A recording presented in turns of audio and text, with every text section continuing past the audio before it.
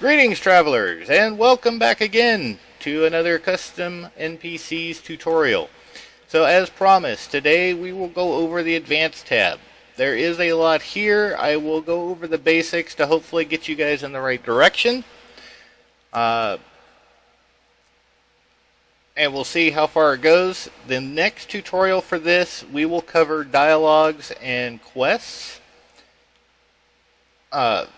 And that's going to be the global tab, and that's where we're going to cover this stuff in detail, and most importantly, dialogues and quests, which that actually may be 2 more episodes, so that we can cover what these are, and then dialogues and quests specifically.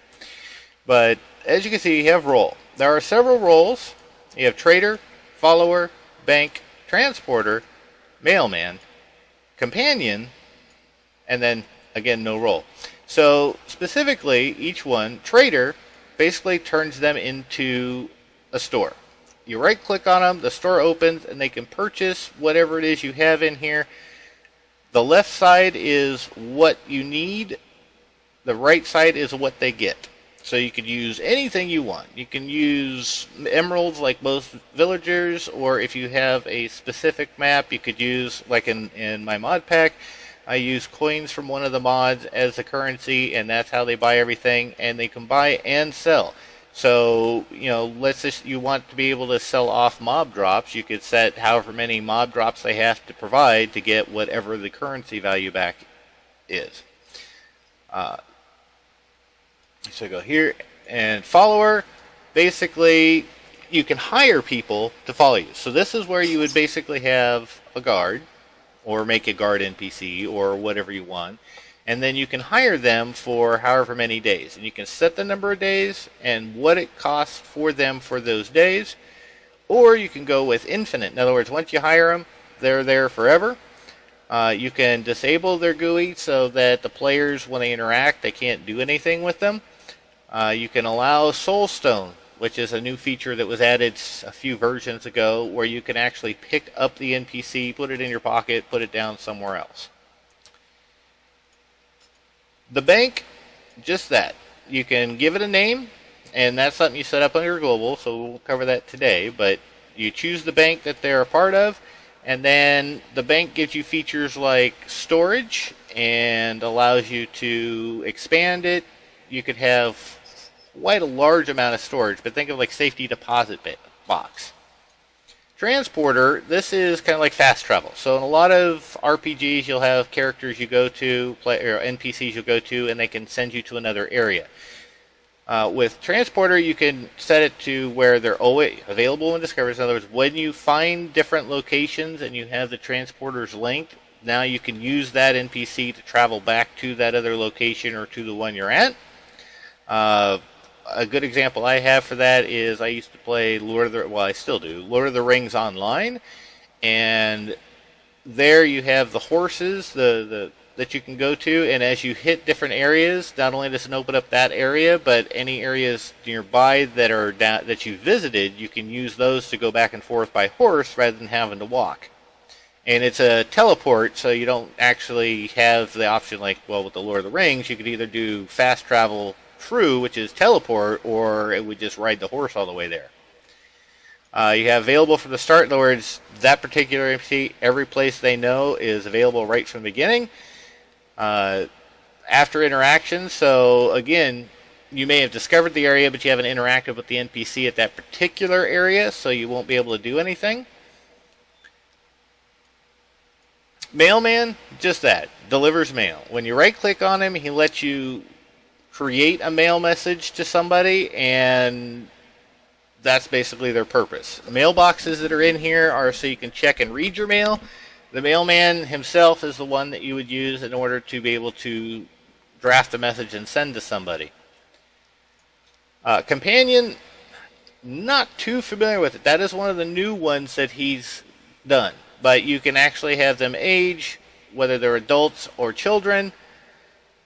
You can set how much experience, whether, you know, basically how they level. So once they have a certain amount of experience, they can carry more. When they have a certain amount of experience, they can use more armor. Different weapons for the different experience, you know, for the levels of it.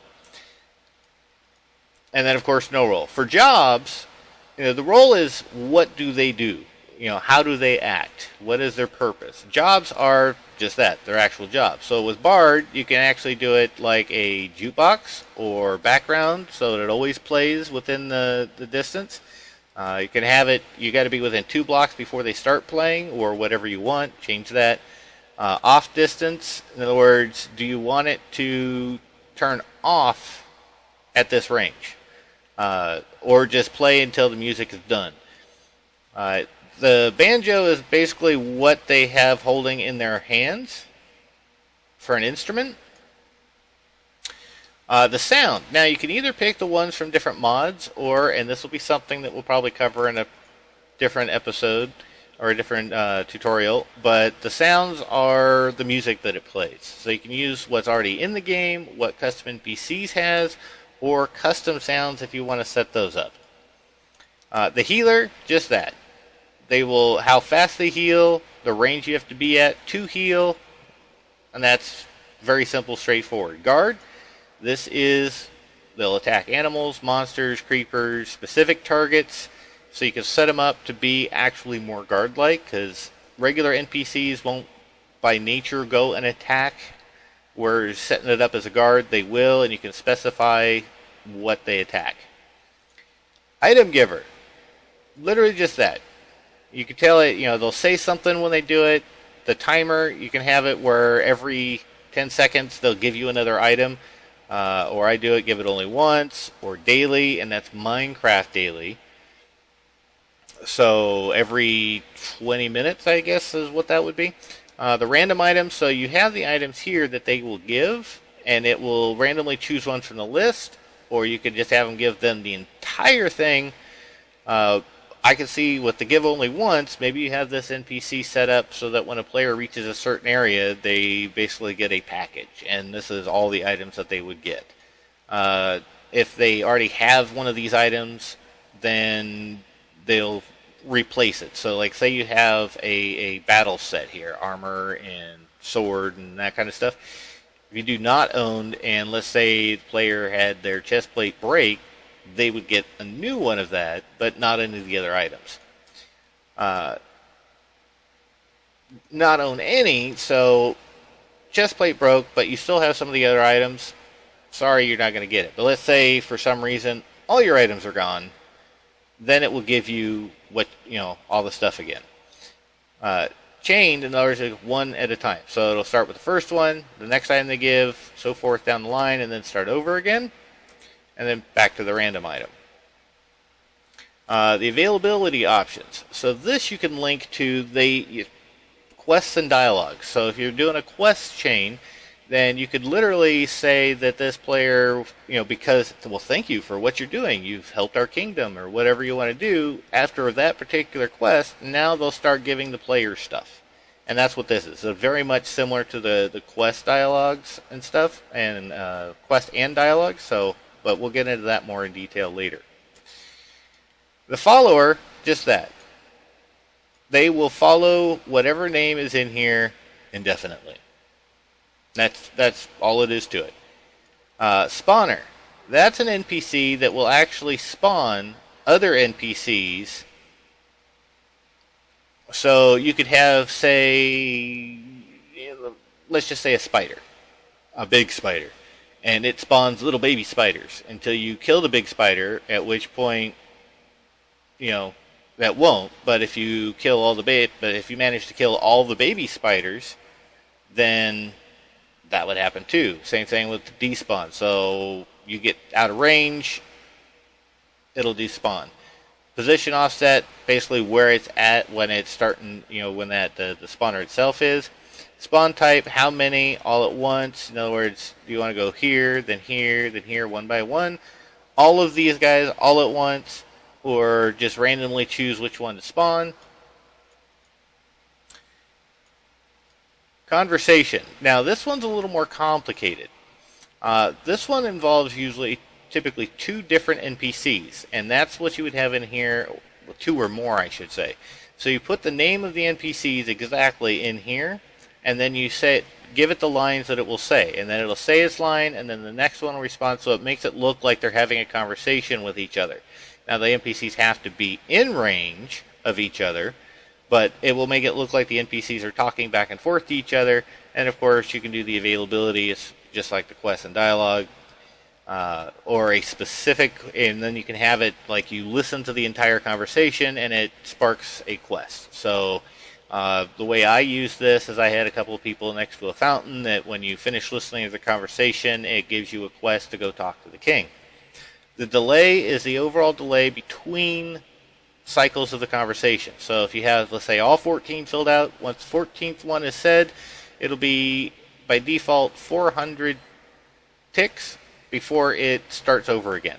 And that's the same with the delay in here, is how quickly between each line. So you want to tinker with this, because if it has a particularly long line of text, you want to, one, give the player a chance to read it before the next part of the conversation, and two, try to make it a little more natural as a conversation. Chunk loader. That was a new one that he added recently, but it simply is, I think it is a 3x3 area or just a single chunk. I'd have to go back and look for sure. But that's all that NPC does. Once the player enters a chunk, the chunk will stay loaded. The config is where you determine how long it stays loaded, but then the chunk will stay loaded for that length of time. Lines. This is where you have different lines that the NPC would say. So world lines are when they're just wandering around, standing, doing nothing. Randomly, they will say something. And that's what this is. Attack lines, when they're attacking you or being attacked, these are the lines that they will cycle through to say during the course of the attack. Interact. So when you right-click on them, and you don't have the GUI come up for a dialogue interface, each time you right-click, these are the lines that it would say when you right-click. If they die, these are the lines that they will say when they die. And you can even place sounds. And most of these, you can actually place sounds and everything. Kill lines, if they kill something, these are the lines that will say as it kills. And let me correct myself. If the sounds aren't done there, they're down here. We'll get there. Factions I showed you, where you can choose the faction the NPC is going to be a part of. Dialogues, this is where you set up that when you've created dialogues and quests, you will use this to assign that dialogue chain to the NPC. And we'll get more in depth in this as we do the actual global dialogues and quests. Sounds, this is where, just as they're standing around doing nothing or wandering around, this is a sound they'll play. Think of birds singing, cats meowing, dogs barking, horses neighing, that kind of stuff, living sound. Angry sound, basically when they get aggravated or aggroed and they're going to start attacking, this is a sound that it will make. Hurt sound, when you hit them and when you hit them and they take damage, this is a sound that it'll play. Death sound, same thing. When they die, this is the sound that they will play. And you can even go so far as when they're walking, you can have it play a certain sound as they walk. Pitch is just whether or not there's any kind of up and down sound, or if it's just the same volume no matter what. Having pitch would probably be a better idea. Night. This is a special type of section. This allows NPCs to have both a day and a night set of things. So you could go as simple as at night they go to sleep, and then you use the pather to tell them where the bed is for them to go lay down. Or as complicated as you could create a werewolf. So at night the NPC turns into a werewolf, which changes his appearance, his model, changes his stats, changes his movement. I mean, literally everything. You can change everything about like night and day for NPCs. A completely different one to do something. That's entirely, what this is for. Linked. So if you have linked NPCs, so what that would be for is if you look down here, linked, you can add an NPC, and then when you do linked, the NPCs would be the same. A lot of times it'd be like for banks or merchants, but you can do it for other aspects of that as well.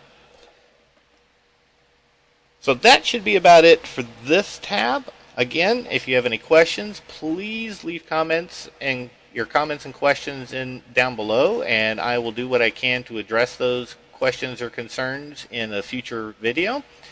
But next time, we're going to start on the global, which is going to be a lot more information, and then we'll briefly cover dialogues and quests in that tutorial. But the main tutorial for dialogues and quests will probably be the second one, so not the next one, but the one after that. So that'll be it for today's episode. I want to thank everybody for stopping by, and you guys have a great day.